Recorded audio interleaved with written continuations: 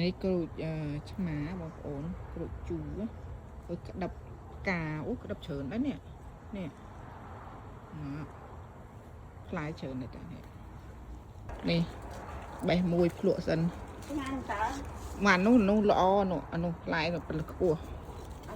នេះហ្នឹងណាចានេះអានេះល្អនោះពីរដល់គ្នាឲ្យវាធំញ៉ាំថ្ងៃណាដាក់ចដៅយើងបេះម្ដងនេះផ្លែធំមែនតាយើងដូចផងខ្ញុំមួយនៅផ្ទះដែរមកញ៉ាំដាក់មែនទេហើយប្រាប់ឡើងគេចេញមកនេះអូនធ្វើចេះគេជូតទេគេមិនដែលលៀងឲ្យជូតពុតនឹងឯងជូតឲ្យស៊ីទៅអូខេ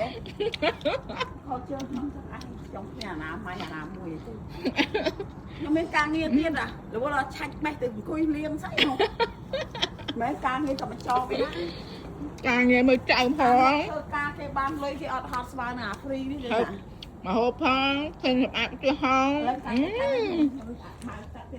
ខ្លាំងជាងខ្ញុំចាអញ្ចឹងខ្ញុំមានន័យថាខ្ញុំសំណាងជាងឯងហ្នឹងណាធ្វើការបានលុយទៀតអូថ្លៃឡើងច្រើនមែននេះអើយអានេះតបាយទូចហ៎វាតដៅវាខ្លាយដល់អានេះគេហៅថាអូយនេះណែសិនអ្នកឯងបកកែដាំមកថៃក៏បកកែដាំផ្លែចេញមកមីក៏ប្រុកហ្នឹងហ៎មិនពួយអាធំមិនពួយអាទូចាពួយអាទូចាពួយអាទូស៊ីទៅស៊ី10បានមួយហ្នឹងអេឲ្យតែមានផ្លែមកផ្លែច្រើនបើរាប់ទៅចំនួនវា perfect តែដល់ពេលស៊ីវិញវាមិន perfect ទេអូផ្លែឆ្ងាយអាយុ4ឆ្នាំហើយតបាយនឹងដាំអូកាលលោកមុនអមឯងប្រាប់ខ្ញុំថាផ្លែតបាយបុនថនទិញមកដាំពួកអីពីមុនដើមឈើចាស់នេះធំហ្នឹងវាខោមកដល់នេះបានវាអត់ផ្លែខាក់ល្អហើយដល់ឥឡូវគេកាត់ដំណាំឆ្នាំតើផ្លែឡើងគ្រប់មេឃដល់ចាំទៅឲ្យតែធំតិចខ្ញុំខំស៊ីលើ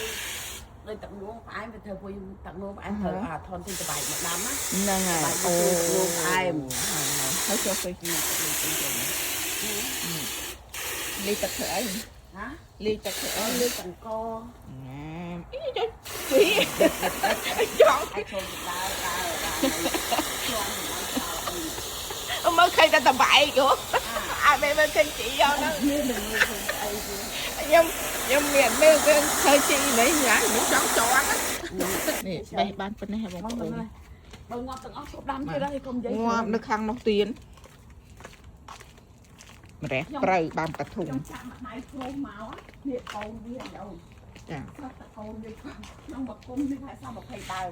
ខ្ញុំព្រោះកូនវាមីអូនអូអានេះចេញអានេះពីឆ្នាំមុនឥឡូវតកាត់នេះតកាត់អីនោះអានេះចេញពីឆ្នាំមុនអានេះឯងចង់អានេះឯងចង់កាត់ខ្ញុំមើលទៅដូចមានកលាំងហើយនេះអានេះខ្ញុំរាប់ដល់ដើមហើយនេះកាត់វាចោលអានេះនៅមានកលាំងនេះកាត់ទៅនេះកាត់ទៅនេះអាការហ្នឹងឯងកាត់ចោលអូខេនេះកាត់យើងកាត់យកទៅស្លោទៅអូខេ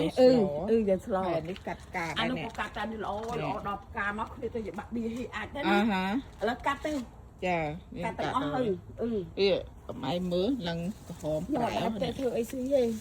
ដឹងអានោះកំប្រុសនឹងមកធ្វើអីញ៉ាំផងខ្ញុំគ្រាន់តែដាំខ្ញុំអត់ដឹងធ្វើបានណាស្អីគេអាអ៊ុយស្ទ័រញ៉ាំហ្នឹងអ៊ុយស្ទ័រញ៉ាំអាស្អីគេដើមក្រូចអាមួយខ្ញុំចាំទៅឯនៅសល់មួយអានេះស្លឹកក្រូចសើចក្រូចសើចតាមក្រូចសើចគេថាក្រហមចាំទៅហើយប៉ានេះណាអូអានេះខ្ញុំយកមែកវាមកដាំនេះអូនអូរស់ដែររស់ហើយហើយមកដាំខ្ញុំដាំវាមួយឆ្នាំវាដុះបានខ្ញុំមកដាក់នៅនេះហើយអានេះខ្ញុំបដុះមួយឆ្នាំហើយខ្ញុំយក3ដើមមកកប់ដីឥឡូវដុះបានតែមួយទេអូខេហើយហើយឃើញគល់នេះហើយឃើញចាំឯងហើយទៅវាដុះហើយឃើញគល់នេះគល់ពេញផ្អិនណែឲ្យឡាក់ឃើញទេអានេះម្រះព្រៅខ្ញុំទៅដាំថ្មីតែជាដីនេះអត់ល្អឲ្យបានគេដាំតែអត់មានកម្លាំងទេអូខេប៉ិនដល់គល់លកៃវាចេះតែទៅហើយវាអត់ត្រូវការអីទេអូខេចាហើយមកឥឡូវវាចេញផ្កាអស់ហើយសុំនេះ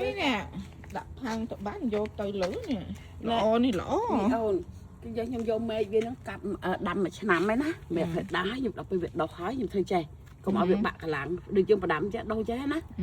កាត់គូតនេះចោលខ្វាច់អូខេកាត់គូតវាចោលខ្វាច់ខ្ញុំយ៉ាងនេះខ្លួនខាងលើកាត់ចោលចេះឡើងខ្វាច់នេះសល់ប្រឡោះប៉ុណ្ណេះខ្ញុំដាក់ចូលក្នុងផើម្លោះហើយឬវាអត់មានអង្គើយឬអត់មានអង្គើយដល់អត់អង្គើយយើងយកមកកប់ក្នុងធុងគឺវាដណ្ដើមគ្នាដុះល្អហ្មងណាដូចវាសុបាយចិត្តវាបានតលាយកពួកពីមុនវានៅនេះ chênh mê mau tôi trốn chênh chớ nè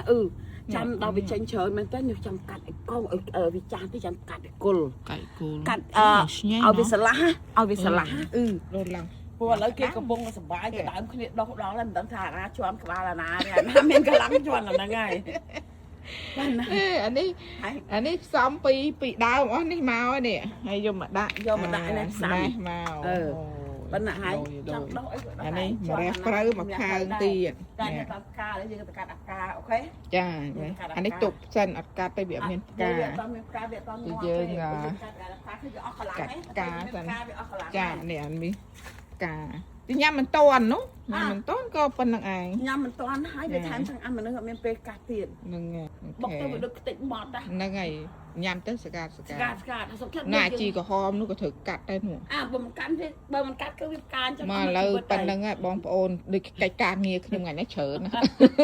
ការងារខ្ញុំរកកាត់ជីកាត់អីសិនអរគុណច្រើនបានចូលមកមើលវីដេអូនាងខ្ញុំចាំជួបគ្នាថ្ងៃក្រោយទៀតអូខេបាយបាយបងប្អូនទាំងអស់គ្នា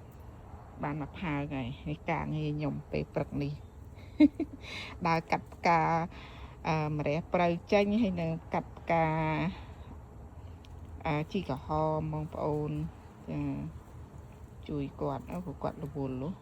មានចៅច្រើនចឹងឯងបងប្អូននៅគ្មានពេលថែផ្ទះទេចៅគាត់នោះស្អាតបាត់បានមួយអានេះអត់តមានផ្កាដាក់កាត់ទេបើនោះខ្ញុំកាត់រួចទេនេះអានេះខ្ញុំកាត់អស់ហើយនេះឃើញតងល់ចា